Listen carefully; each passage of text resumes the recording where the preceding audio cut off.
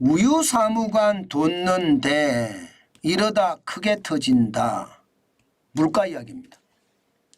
우유 사무관 이러니까 딱 느껴지시는 게 품목마다 공무원들을 담당제를 만들어서 그 품목이 물가 오르는 것을 억제하는 것, 이거 이명박 대통령식 물가 관리거든요. MB식 물가 관리라고 이야기합니다. 윤석열 정부에서도 이렇게 담당관을 정해서 물가가 급격하게 오르는 것을 계속 막아왔습니다. 계속 막아왔어요.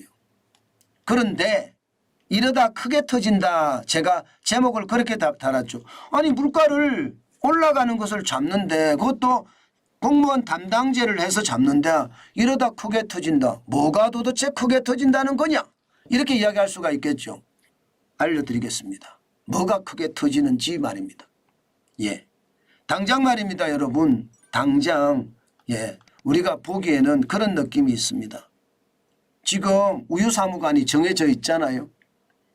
한 달 새 우유 가격이 올라버렸어요. 아니 담당제를 해서 물가 관리를 하는데 그 물가가 한 달 사이에 0.4%포인트나 올랐습니다. 이게 도대체 어떻게 된 일입니까? 물가 관리가 된다는 뜻인가요? 기업이 공무원을 겁내지 않는다는 뜻인가요? 절대로 말입니다. 기업은 공무원을 겁냅니다. 절대로. 공무원이 무섭거든요. 한번 제재를 가하면 그 제재는 어마무시합니다. 그렇기 때문에 공무원들은 기업인들은 공무원을 무서워할 수밖에 없어요. 그런데도 물가가 올라갔다. 우유 가격이 올라갔다. 이것은 이유가 있는 거겠죠. 이유가. 왜 올라갈까요? 더 이상 감당이 안 되는 거예요. 공무원을 무서워하지 않을 만큼 물가를 올려야 산다는 뜻입니다. 물가를 안 올리면 못 산다는 뜻이에요. 사실 낙농가 이야기를 들어보면요. 저도 우유값이 너무 많이 오르는 걸 보면서 아니 외국 우유는 이렇게 오르지 않는데 왜 대한민국의 우유만 이렇게 오르느냐. 이제는 차라리 외국에서 수입한 멸균 우유 사 먹어야 되겠다. 저도 그런 이야기를 방송에서는 안 했지만 하는 경우가 많습니다. 그렇게 이야기를 듣는 경우도 많고요. 그런데 실제 낙농가 이야기를 들어보면요. 처참합니다. 사람이 없다는 거예요. 사람이. 인건비를 워낙 올려놨기 때문에 사람도 없고요. 또 말입니다. 이게 사료값도 장난이 아니라는 거예요. 사료값도. 사료값이 많으니까요.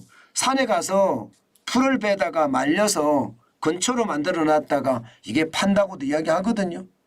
그렇다고 하더라도 말입니다. 여러분. 중요한 것은 사료값이 감당이 안 된다는 사실입니다. 그러면 사료값 감당이 안 돼. 우유 짜는 것도 사람이 없어서 쉽지가 않아. 그러면 여러분 가격은 어떻게 될까요? 가격은 올라갈 수밖에 없습니다. 저는 그 사실을 보고도요. 지금 시장이 얼마나 처참한지 저는 느껴지는 것 같아요. 저는 지금 급선무로 윤석열 정부가 고쳐야 될 것이 주 52시간제도 52시간제지만요. 최저임금 지금 사실상 실업급여가 더 높잖아요. 6개월 일하고 4개월 일 안 하는 사람 굉장히 많습니다. 여러분 이 정도면요. 1년 내내 일하던 사람이 100명이라면 이제는 1년 내내 일하는 사람이 이제는요. 쉽게 말하면 60명밖에 안 된다는 거예요. 그러면 40%가 없어졌어요. 인력이. 이거는요. 시장에 엄청난 충격을 줄 수밖에 없습니다. 그만큼 인력이 없다는 거 인력이. 그래서 기업의 비용이라고 제가 이야기할 만큼 낙농가의 비용이 굉장히 많이 올라간 겁니다. 그러니까 우유값이 올라가요. 공무원을 겁내지 않을 만큼.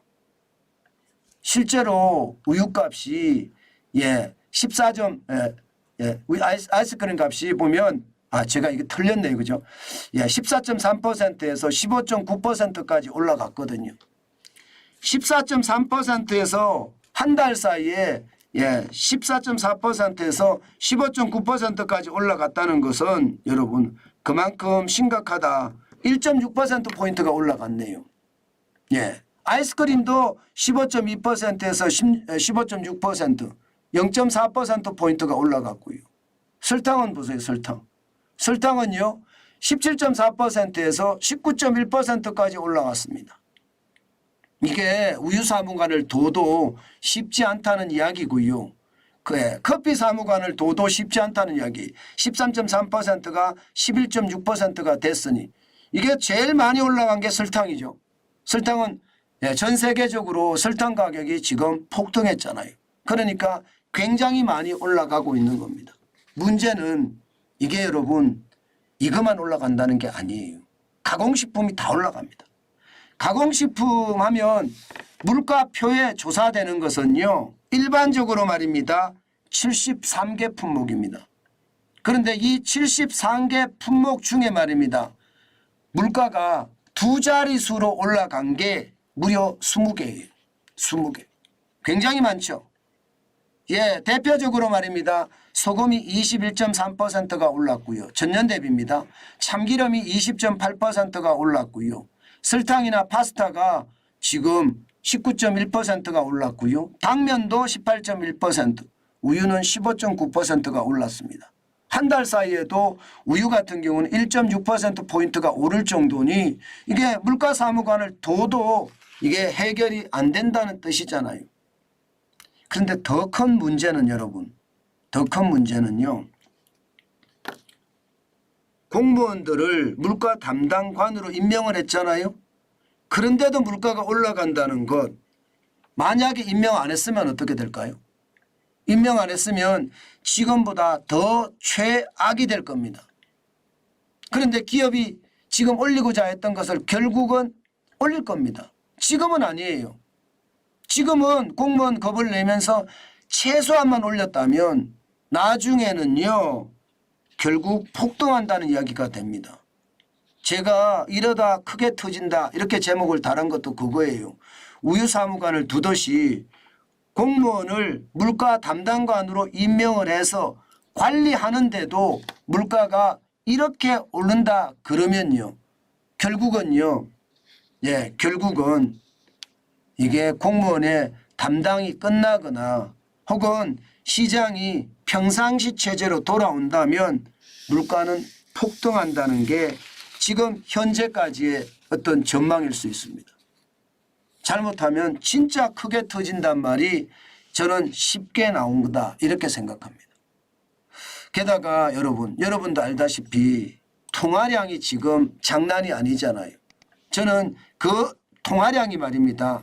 물가를 계속 올릴 수밖에 없는 구조로 가져간다 이렇게 생각합니다.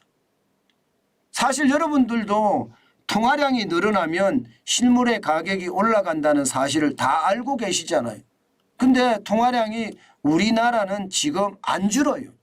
그래서 이 통화량의 문제가 앞으로 시장에 가장 큰 변수가 되지 않겠느냐 이런 얘기가 나오거든요.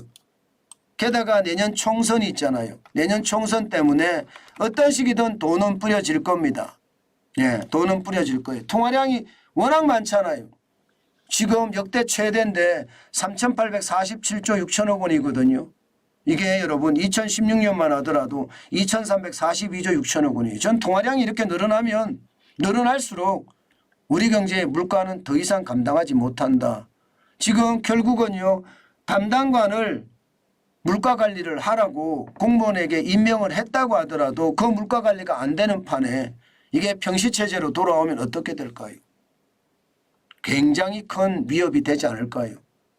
저는 돈을 계속 풀고 그것이 통화량의 어떤 증가를 이어져서 가치가 돈의 가치가 뚝뚝 떨어지면 물가는 걷잡을 수 없다. 제가 여러분들에게 계속 말씀드리는 이유는요. 적어도 내년 4월까지는 물가 안 떨어집니다. 내년 4월 이후에도 이게 쉽지 않을 거예요. 만약에 내년 4월에 저는 그렇게 생각하거든요. 여당이 과반을 확보 못한다. 예, 야당이 지금처럼 과반을 확보했다. 그러면요. 아마 우리 경제 예상했던 것보다 굉장히 어려워질 겁니다. 예, 예상했던 것보다. 그럼 야당의 경제 정책을 많이 수용해 줘야 되거든요. 야당의 경제 정책을. 그 야당의 경제 정책이 이게 일반적으로 말입니다. 돈풀기 정책이 많아요.